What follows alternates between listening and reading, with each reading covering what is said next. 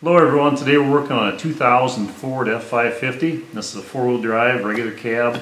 We're putting on a bypass filter system on it. It's the Amsoil BMK26 that we're putting on. And this kit, I'll show you what all comes with it.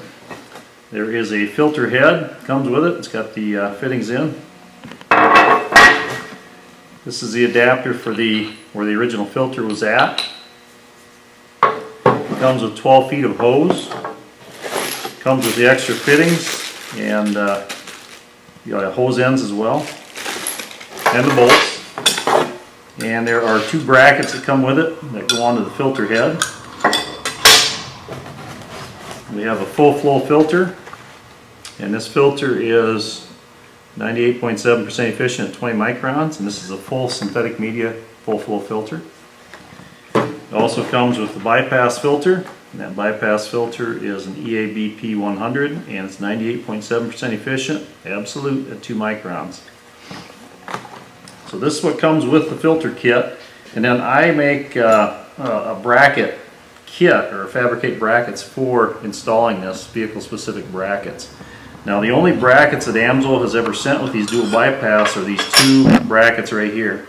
And they simply bolt onto the head. And that's all you get from Amsoil is basically this kit right here with these two brackets.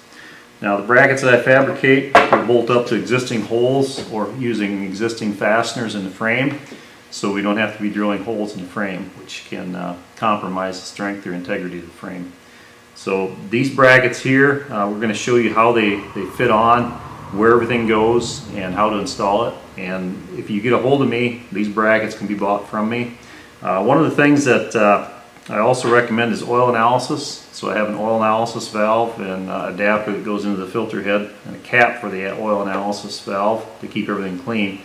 And that comes with my kit. I've also got any of the bolts that you'll need for bolting it up to the frame as well. So the biggest thing with putting in that oil sample valve, for some reason Amsoil puts Loctite on these plugs, and that's where we have to put our oil sample valves in one of those plugs. We'll take out one of those plugs.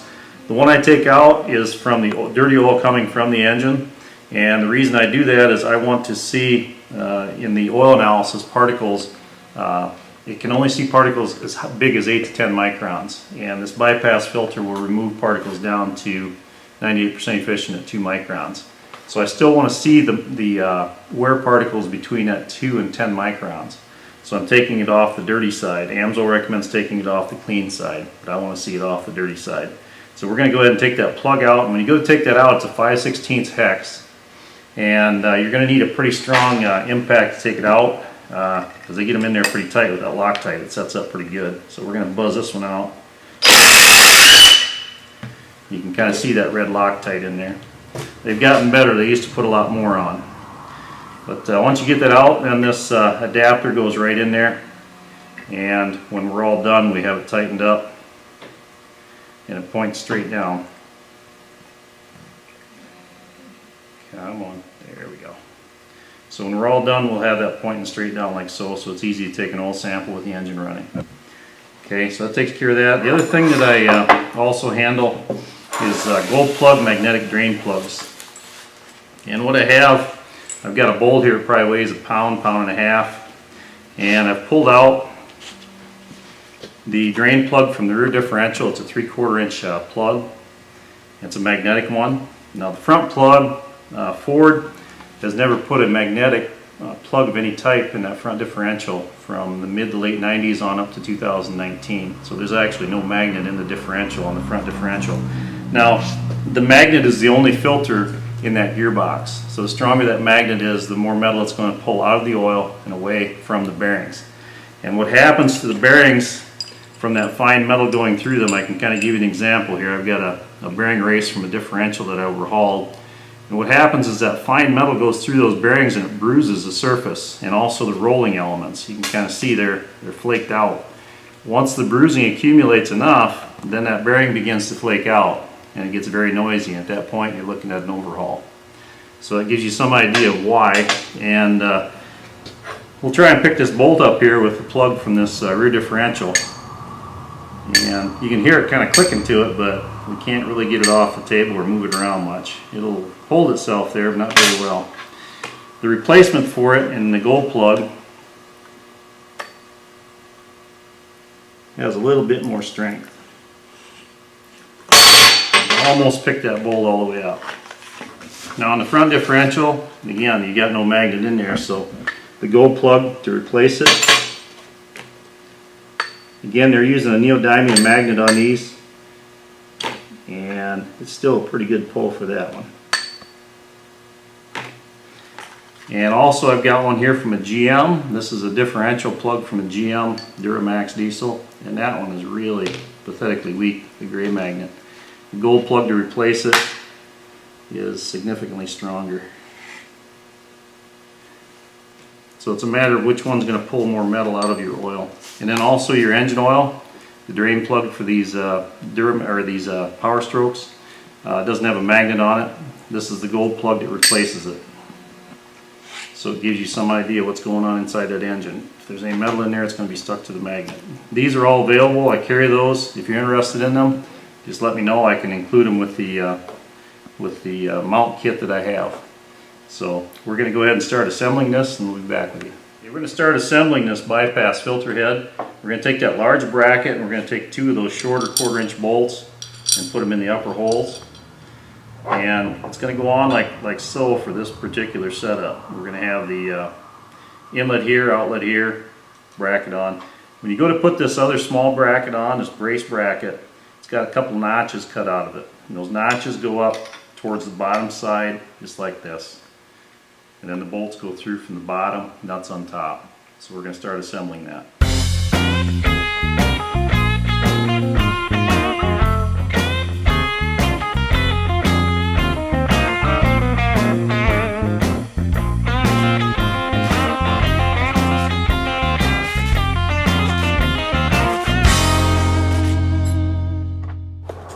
Okay, we're getting ready to put this J-shaped bracket up, the main mount bracket, and it's right here. Right here's the transfer case.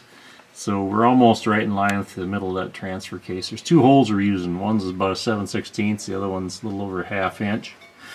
And this bracket's going to come up. It's going to slide between right there by the brake cable. And we're just going to put that top bolt in for now, because we got a rock guard that's going to go on just a little later. And that rock guard has a spacer that goes between this piece and the rock guard. There's a longer bolt that goes in, so this will get us up and in place for now. And this is a 1/2 inch bolt we're putting in. Okay. Next thing we put up, and I have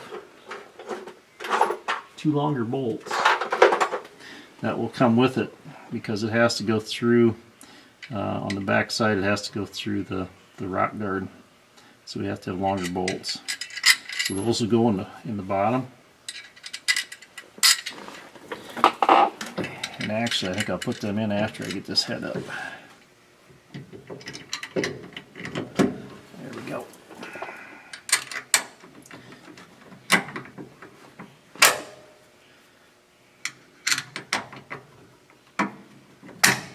Okay. The nuts we'll use will be the lock nuts that come with the Amsoil BMK26 kit.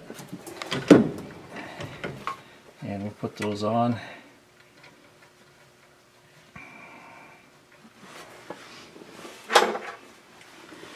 The top two we'll put on and we'll tighten them down, get everything snugged up. The bottom ones will wait until we put the rock guard on to do those.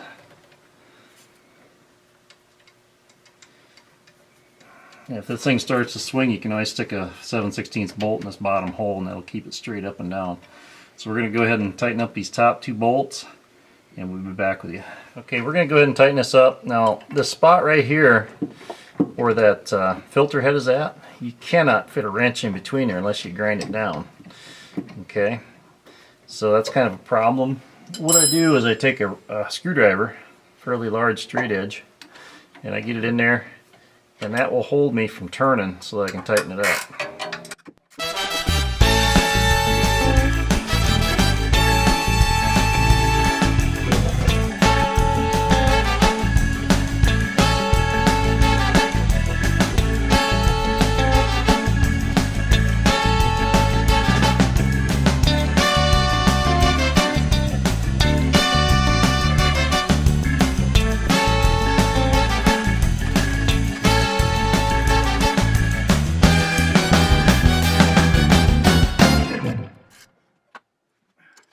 Okay, the front one I can fit a wrench in and get on that one alright, but that back one is the one you're going to have to use a screwdriver on. Okay, we're getting ready to put the rock guard up, and that's going to slide right over those bolts there. And we have one more bolt that's going to go in. I'm just going to put that in so it don't get tipsy on me. Put it right into the hole.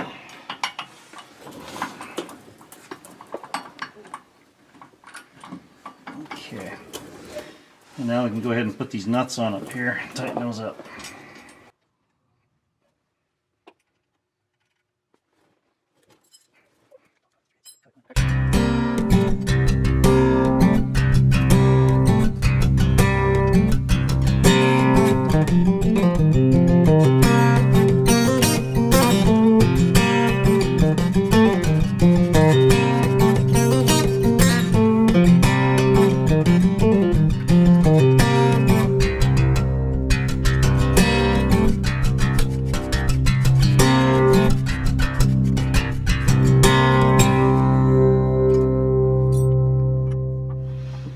Okay, next thing we put in is a spacer. Then we slip the bolt in. I got a lock nut that you put on the back side.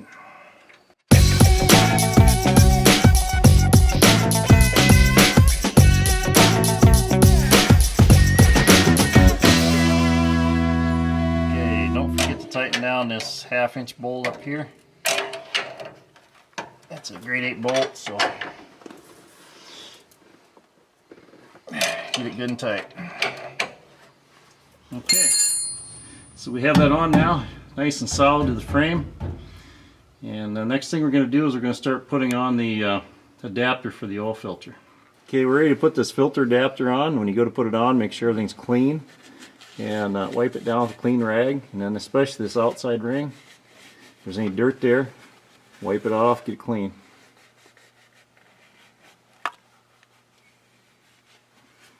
Okay, we go to put that filter up, or the filter adapter. This gold nut is 2.5 inch.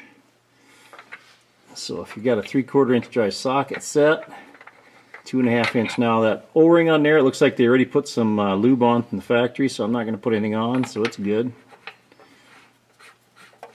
And you take it up, finger tight, and they tell you to go 1.5 turns.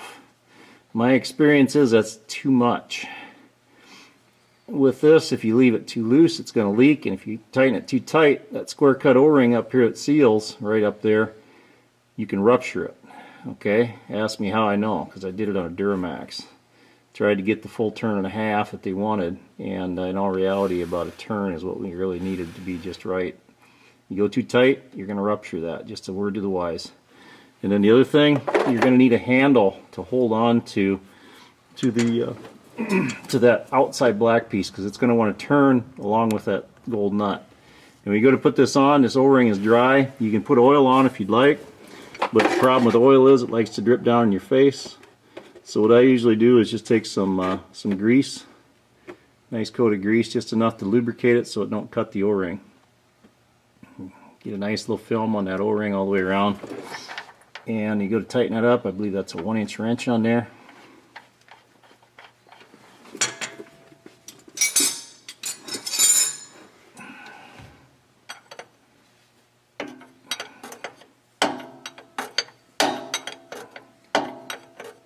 They got torque specs on the sheet.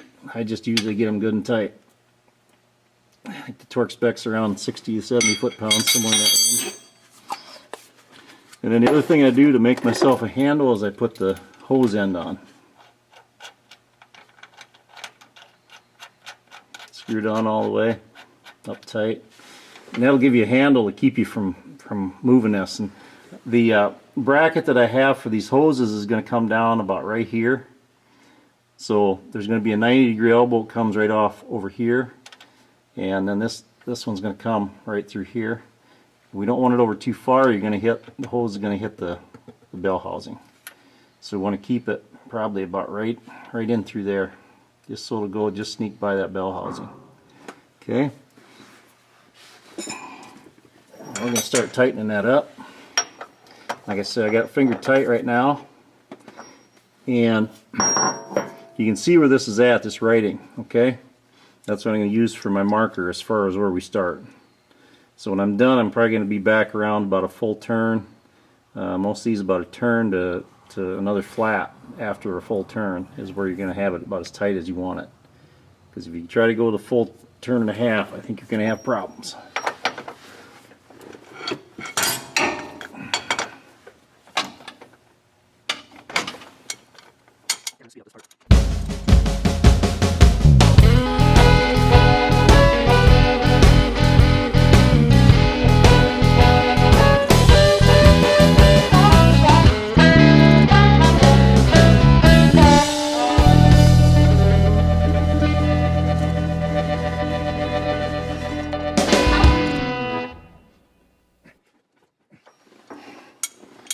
Okay,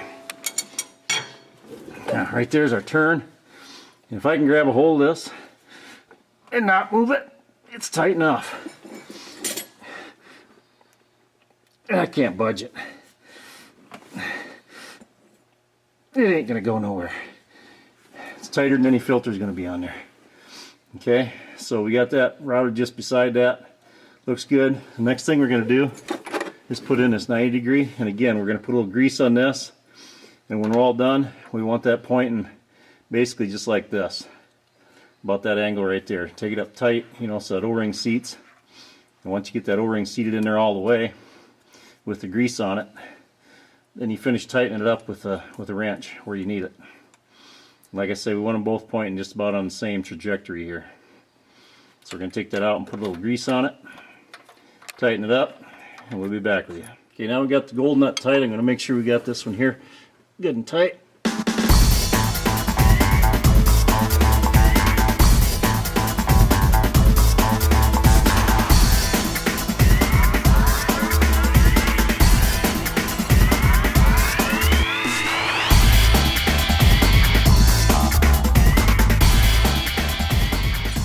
Okay, the next bracket to go up is a Z-shaped bracket.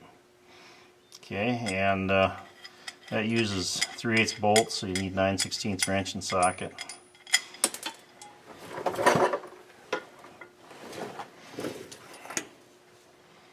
And that's going to sit right on top of that cross member, and make sure you get the dirt and all the stuff out of the way before you put it on. There's a slotted hole there. It's about a 1/2 inch across. And I've got a heavy 3/8 fender washer that'll come with it, along with the bolt. And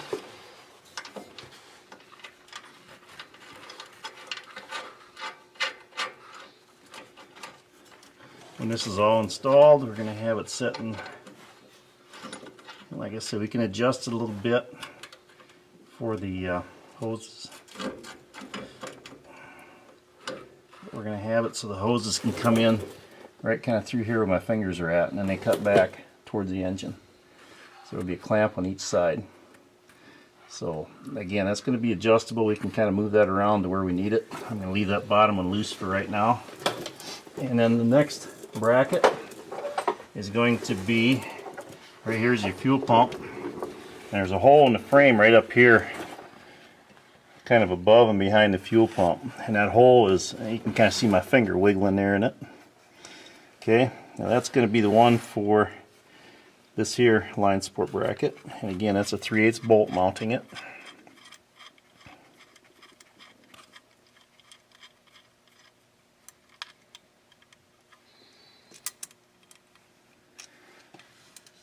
So we're going to stick our bolt through that hole. There it is. And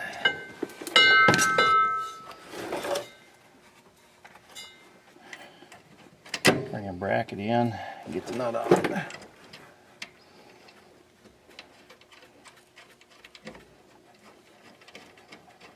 And the clamps will go right over top, shoot right over top of this. And if you need to tweak this at all, you can bend it up or down as you need to. It's good and solid mounted on the frame, but you can tweak it a little if you have to. But we got a good probably 1.5 1.75 inches between that and the drive shaft, so we should have plenty of room there for movement up and down. Okay, there's a bolt in the bell housing right here.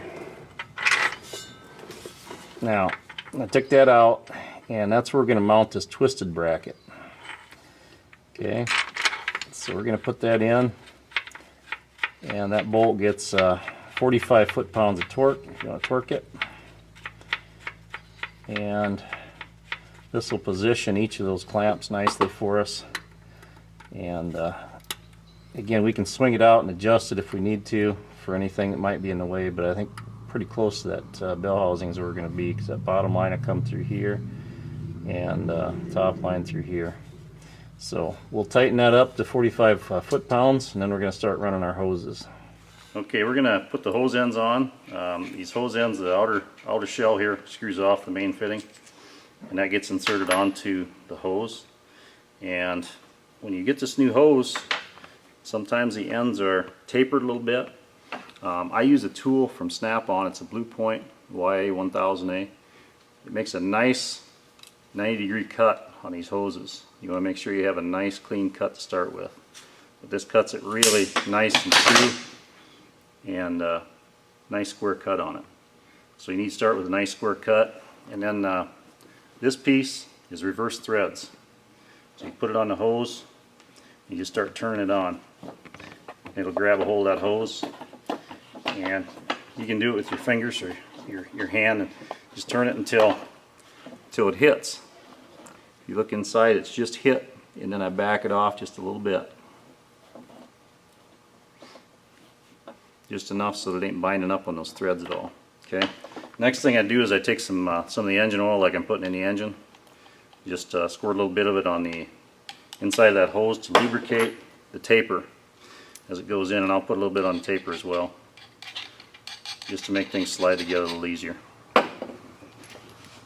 Okay, and when I do this, I usually put the hose ends on both ends of the hose, and then I'll show you the procedure for marking out the hose so we know how long to go. But I'll put both hose ends on, and then from the filter I'll string it up and make my final cuts to put the other ends on. But you got a vise handy, it works real well. Just clamp the shell that's on the hose there in the vise. Take the crescent wrench,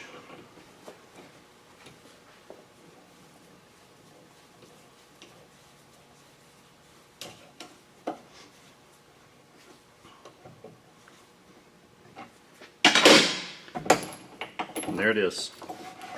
People have asked me about this hose before. I've been doing these for about 15 years. I have yet to have one of these leak. If you look at this hose, it's got, let me grab the other end here, it's got nylon braids in it.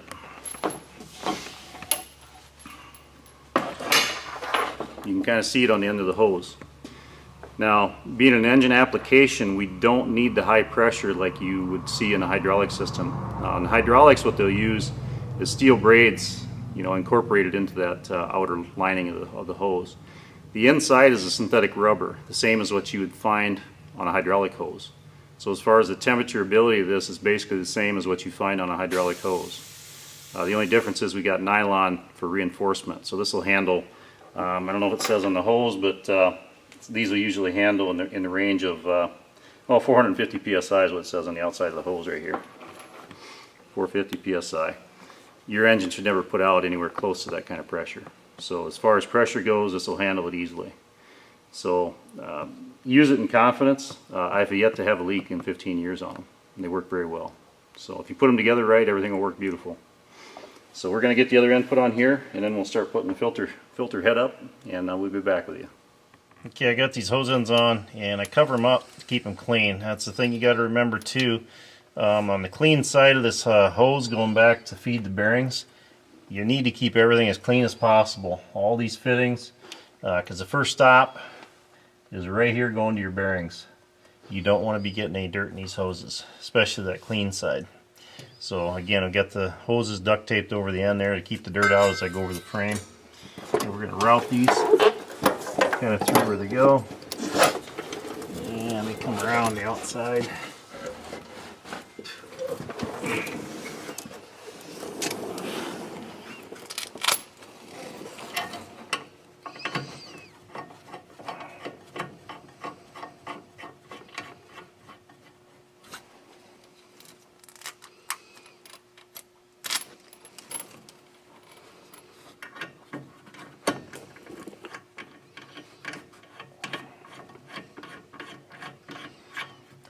And we'll tighten these later with a 1-inch crow's foot wrench. For now, we're just getting them routed where we want them to go. And getting the hose clamps on so we know where everything's going to be. And then we'll do the final cut up front. So we're going to go ahead and route these, kind of show you how everything looks. Okay, we're to this last line support bracket here. Now the outside line that we're following all along here, and this is the dirty oil coming from the engine oil pump. And this inside line is the clean return oil going back to feed all the bearings. Okay, so we're going to put this clamp on here.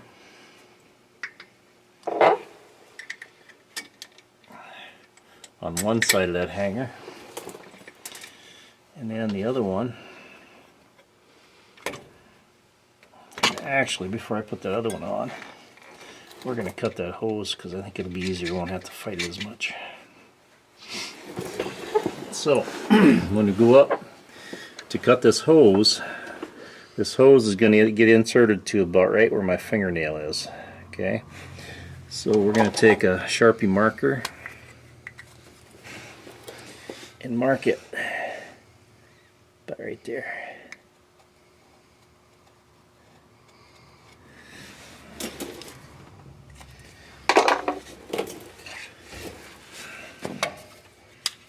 We're going to cut it.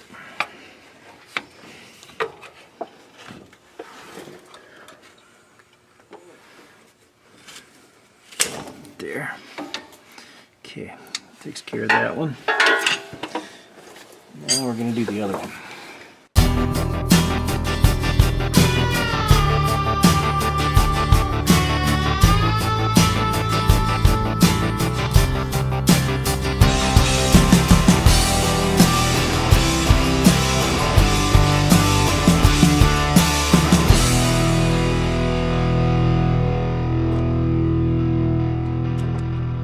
Now at this point, we can either put them on right here if you got the wrenches to do it, or you can take the whole hose assembly back out to a vise if you need to.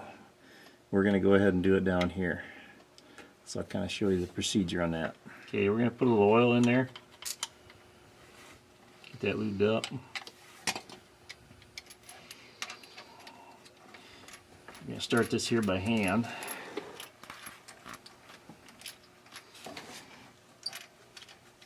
Screw it in as far as you can by hand.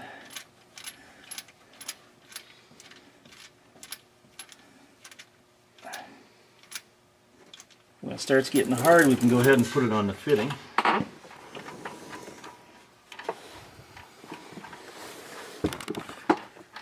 Screw it on most of the way just so it can still spin freely on the back side.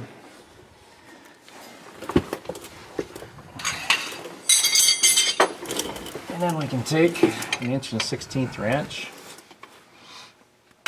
and a 1-inch wrench, and we can pin it together.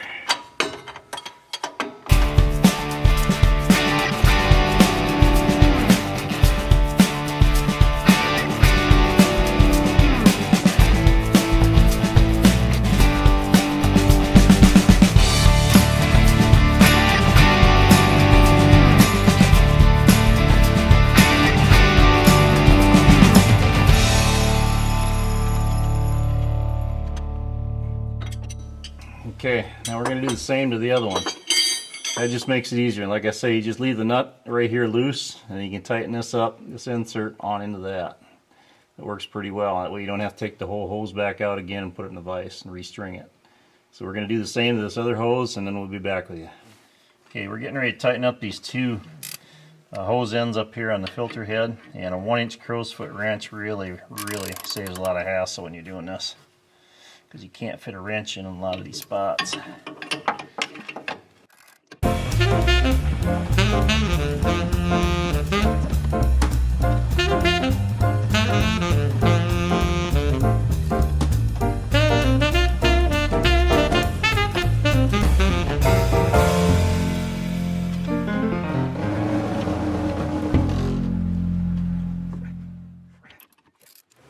Okay, we're putting in the adapter here for that sample valve, and again we're going to grease that O-ring.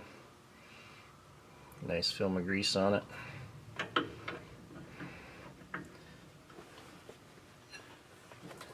And that's a 7/8 wrench. We're coming up against that Loctite that they had put in there, so it's going to give a little resistance.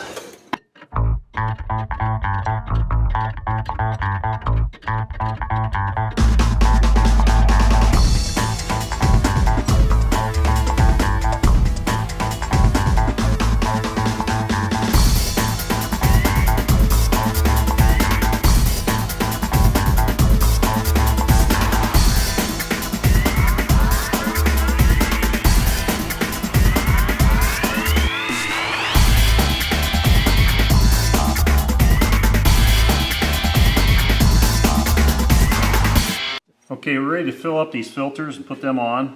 And the oil we're using in this truck is the Amsoil Series 3000 5W30 heavy duty diesel oil. Been using this for the better part of probably 15 to 20 years on semis and farm tractors and diesel pickups. Excellent oil for that. Performs and outperforms the most of the diesel oils in the market as far as wear. We'll cut the wear usually a factor of half with the bypass filter system and the Amsoil. So I always pre-fill the filters, then I put them up. That way there's no delay. As soon as you start the engine, you've got flow almost instantly. So it's a good idea to go ahead and pre-fill them and then put them on. Okay, we got the filters all full of oil. We're going to spin them on.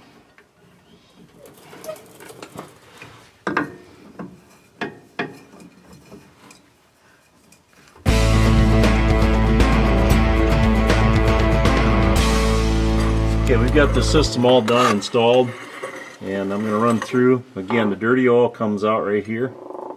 So this is your dirty oil line. And we got this first line support bracket nice and solid here on that bell housing. Okay. Next line support bracket is right here. And on that one there, when I put it in, I actually shoved it up a little bit. You get out here in the end, you give it a good push. You can adjust it up or down where you want. I wanted it a little further away from the drive shaft just to give it a little clearance. So I bent it up just a little bit. We got clearance here from the hose going to the slave cylinder on the clutch. This is a manual tranny.